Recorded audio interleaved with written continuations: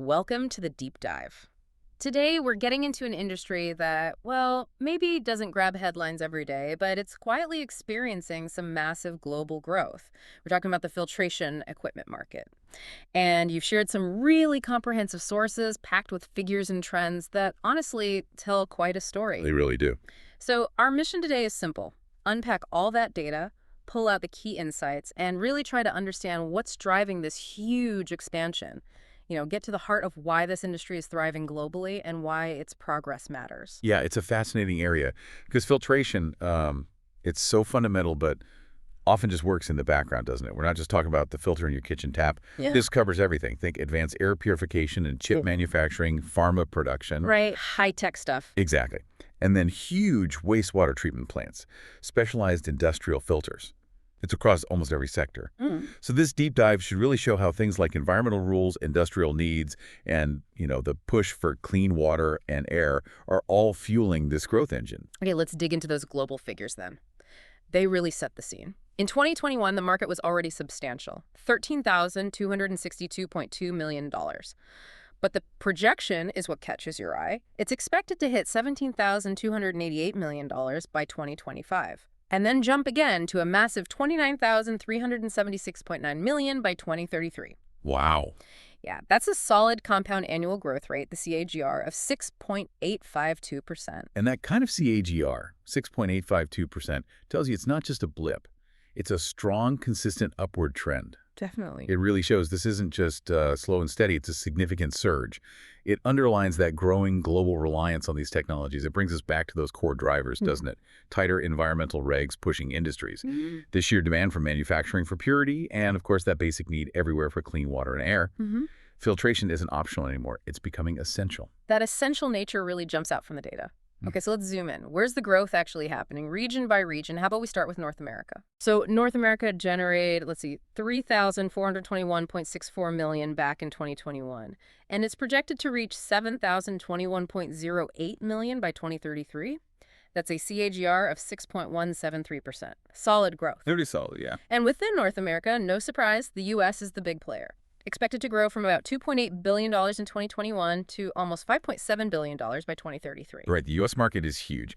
But it's interesting. While the U.S. leads in size, Canada actually has a slightly higher projected CAGR. Oh. Yeah, 6.917%. It's expected to grow from around $359 million to over $800 million by 2033.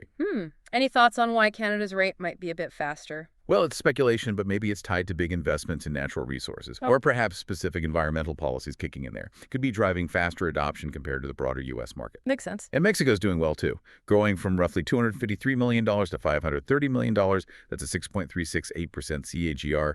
Strong demand across the region. Okay, so from the Americas, let's hop across the Atlantic. Europe. Valued at $2,864.63 million in 2021, set to reach nearly $6 billion, $5,992.89 million by 2033. That's a 6.402% CAGR. Pretty healthy. Yeah, very respectable growth. And looking at specific countries, Germany stands out. It's projected to go from about $521 million to almost $1.2 billion. That's a high CAGR, 7.169%. That's impressive for a mature market. It is. And the UK is also strong, growing to nearly $1 billion, 987.029 million, with a 6.705% CAGR. And if you link that back, you see this consistent adoption right across Europe. Germany's strength. Right. Probably its manufacturing base combined with strict EU environmental rules. Sure, that tracks. But you also see steady growth in France, Italy. Spain's interesting, too, projected to go from $226 million to nearly $500 million. You've also got Sweden, Denmark, Switzerland, even Luxembourg showing solid growth. Okay, now Asia Pacific. This is where the numbers get really dramatic. Ah, yes, the growth engine. Definitely. Expected to leap from just over $5 billion, $5,066.14 in 2021 to, wait for it, over $12 billion, $12,015.2 billion by 2033. Wow. That's the highest regional CGR by far, 7.472%. Asia Pacific is absolutely the fastest growing region globally. Huge numbers. And within that, China's obviously a major player. It's set to grow from about $1.37 billion to over $3.3 billion by 2033. That's a 7.692% CAGR. Very strong. But what's really fascinating, I think, is India. Go on. India shows the strongest growth momentum of any single country we've looked at in these sources. It's forecast to surge surge from around $628 million in 2021 to over $1.65 billion Yeah. by 2033. You okay? Get this, an 8.4% growth rate means that market segment in India roughly doubles in, less than 9 years. Amazing. What's driving that, do you think? It'd have to be a combination of factors, right? Rapid industrialization, massive urbanization creating needs, and probably a growing focus on environmental health. Think manufacturing, pharma. It's huge. Right. And it's not just China and India powering Asia Pacific. No, not at all. The sources also list strong growth in Japan, South Korea, Australia, Singapore, Taiwan. Even Southeast Asia as a broader category looks strong. Yeah, Japan's heading towards nearly $1.9 billion, South Korea to $1.5 billion. It's broad-based growth across the entire region. It signals a major economic shift demanding these solutions. Okay, let's move south. South America, what's the story there? Still very positive. Projecting growth from about $769 million in 2021 to over $1.76 billion by 2033. That's a 7.171% CAGR. Quite high, actually. It is, and within South America, Argentina really stands out. It's projected to surge from roughly $130 million to almost $320 million. And the CAGR? Even higher than the regional average, 7.733%. Interesting. Higher than Brazil. Yeah, Brazil's growth is strong too, from $293 million to $663 million, but Argentina's rate is higher. You also see good expansion in Colombia, Peru, Chile. It suggests a continent-wide push on infrastructure and industries that need filtration, often linked to processing natural resources and meeting new environmental standards. Okay, two more regions. The Middle East. Yep. The filtration market there is expected to expand from around $597 million in 2021 to over $1.35 billion by 2033. That's a 7.062% CAGR. Solid, consistent growth. And what's notable there is the UAE. It's posting one of the region's highest TAGRs at 7.629%. Okay. Projected to go from about $115 million to nearly $280 million. What's driving that in the UAE and the region? You have to connect it to their big goals, right? Diversifying away from oil, huge investments in water security, absolutely critical there, plus modernizing infrastructure and industry. Makes sense. Saudi Arabia and Turkey are also showing strong growth alongside the UAE. Exactly, all needing sophisticated filtration. All right, finally, Africa.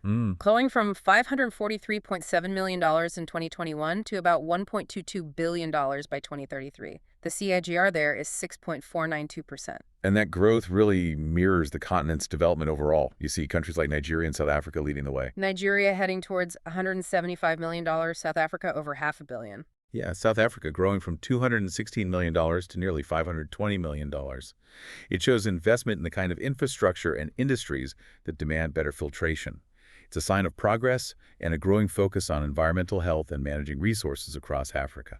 So we've toured the globe with these numbers. Let's pull it back. What does this all mean for you, the listener, taking this all in? It really hammers home how those big drivers of the environmental rules, the industrial demand, that need for clean water and air aren't just abstract ideas. They're creating real, tangible market growth pretty much everywhere. That interconnectedness is the key takeaway, isn't it? I think so. These trends aren't happening in isolation. They feed each other, creating this really powerful, resilient engine for the filtration market globally. And the fact you see contributions from such different economies, the big industrial players, the rapidly developing nations, it just underlines how fundamental filtration has become. It's adapting locally, but driven by these universal needs. It is compelling, seeing this strong growth right across the board, Asia's industrial hubs, the Middle East modernizing, Africa developing, all pushed by basic societal and environmental needs. Needs that are only getting more intense. Exactly. Given how essential and fast-growing this filtration market is, even though it's kind of invisible day to day, Yeah. it makes you wonder, What's that? what other often overlooked industries might be quietly having a similar foundational impact? Growing fast, shaping our future in ways we don't immediately see. That's a great thought to chew on. What else is hiding in plain sight? It's something for you to mull over. Absolutely. Well, thank you for joining us on this deep dive into the world of filtration equipment. And just a reminder, all the insights and figures we talked through today were sourced from cognitive market research. We hope you feel a bit more clued in on this quiet giant.